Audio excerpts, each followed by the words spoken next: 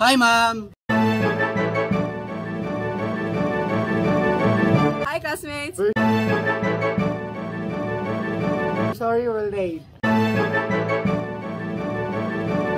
May I come in? Kaon! Usba. Ha? Usba. Asba? Yay!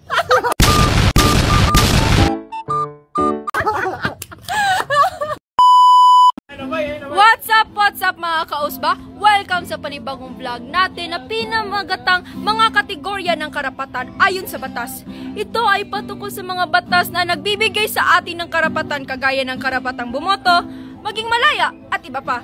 May tatlong uri ang ating itatalakay ngayon.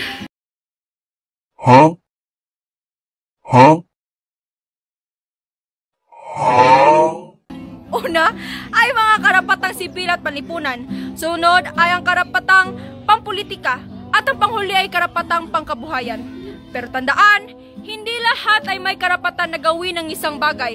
Kaprehas ni mo, wa kay karapatan magsilos kung way ka mo. What is up mga kaosba? Og ako day si Olimba.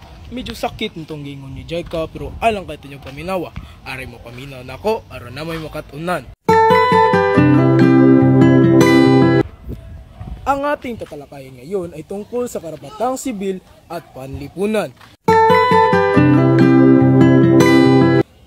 Ano nga ba ang karapatang sibil at panlipunan?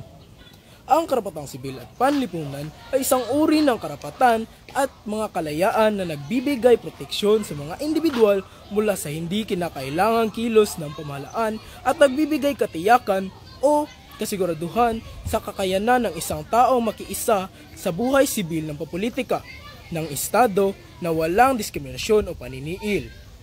Ang mga halimbawa sa karapatang sibil ay karapatang magsalita sa ipahayag ang sarili o freedom of expression, karapatang magkaroon ng tirahan at ari-arian, karapatang laban sa pilitang paglilingkod, at karapatan sa pantay na proteksyon sa batas.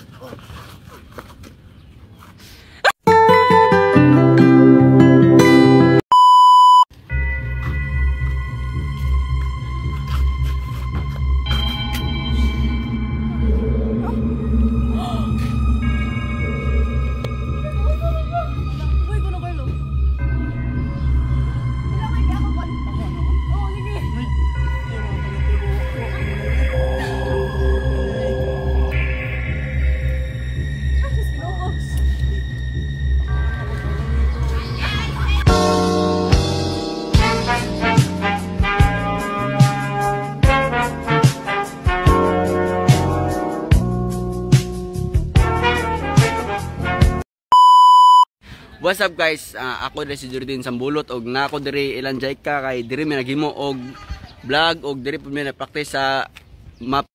Og nadigo diri karon para i-share nako ninyo ang karapatan pampolitika. So, ano nga ba yung karapatan pampolitika? So, ito ang karapatan pampolitika na tumutukoy sa isang individual na may kaugnayan sa isang politika at pamahalaan. Ito ay karaniwang kinabibilangan ng karapatang bumoto, karapatang malaya magpahayag, karapatang magprotesta, at iba pa. Ang mga karapatang ito ay mahalaga sa pagbibigay ng kalayaan at proteksyon sa bawat mamamayan laban sa pag-aabuso ng kapangyarihan ng pamahalaan. At ito ang iilang halimbawa ng karapatang pampolitika. Una, karapatang bumoto. Ito ay karapatan ng bawat mamamayan na pumili ng kanilang kinatawan sa pamamagitan ng halalan. Pangalawa, karapatang malaya at ligtas na papahayag. Ito ay karapatan ng bawat individual na nagpapahayag ng kanilang saloobin at opinyon nang walang takot sa anumang uri ng paghihigpit. Pangatlo, karapatang magtipon at magprotesta. Ito ay karapatan ng mamamayan na magtipon at magpapahayag ng kanilang damdamin at saloobin para sa pagbabago ng lipunan at kanilang pananawagan. Pangapat, karapatang pantay sa pagsusuri at pagpapantay-pantay sa harap ng batas. Ito ay karapatan ng bawat individual na tratuhin ng pantay sa harap ng batas at magkaroon ng pagpapantay-pantay sa lipunan. Iyan lamang ang iilang halimbawa ng karapatang pampolitika. At yun na lang po, ako si Jorin Tambulot, ang nagdagubot sa among grupo. Okay.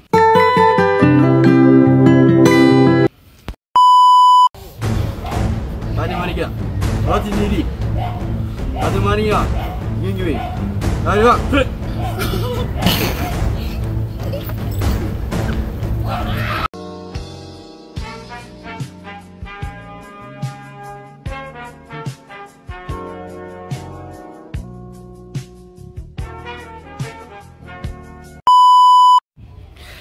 Hi guys! It's me again, your blessed kitty, Carlo.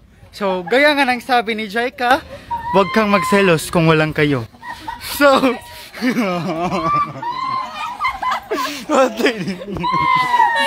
why? Hello guys! It's me again, your blessed kitty, Carlo. So, gaya nga ng sabi ni Jaika, huwag kang magselos kung walang kayo. So, Natawa ni Kyle. ha? Natawa ni Kyle. Ha?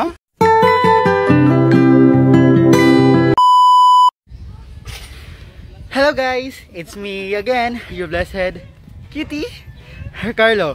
So gaya nga ng sabi ni Jaika, wag kang magselos kung walang kayo. So, napapansin nyo na ba ang pagdagan ng ating mga hanap buhay ngayon?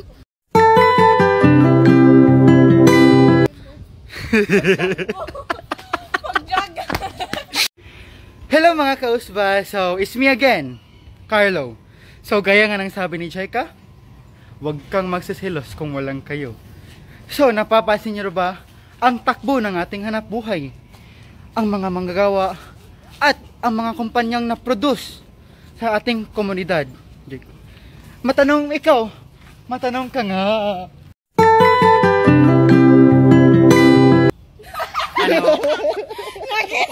Ano? Nakita ka ba kayo?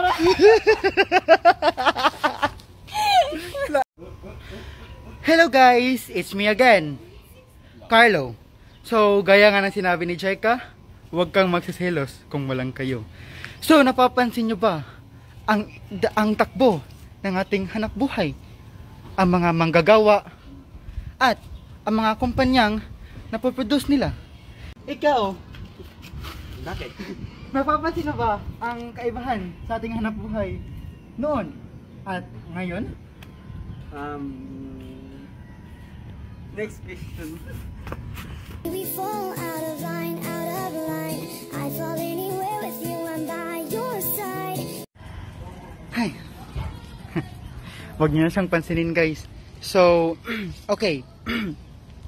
Aking ipapaliwanag ko ngayon sa inyo ang karapatang pangkabuhayan. Gaya nga ng sabi ko, maraming pagbabago, maraming mga manggagawa na babae ang nakapasok sa hanap buhay. Yes, nakapasok sila dahil may isang karapatan. Ang karapatan na ito ay nakatutulong sa ating komunidad o sa ating mga kapwa-tao. Ito ay ang karapatang pangkabuhayan. So ano nga ba ang karapatang pangkabuhayan? Ito ang nagpapanatili o sa mga nagpapatungkol sa mga karapatan sa pagpili, pagpupursige, pagsulong ng kabuhayan, negosyo, hanap buhay, at disenteng pamumuhay.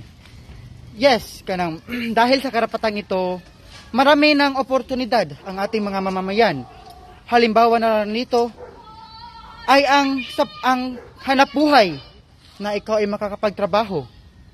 Ang karapatan na may disenteng sahod na ikaw ay masasahodan ng pantas, ng walang pagkukulang, at ang maayos na kalagayan sa paggawa. Maraming mga karapatan sa komunidad ang itinakda ng ating mga gobyerno. Ngunit ito ay importante rin. Mura na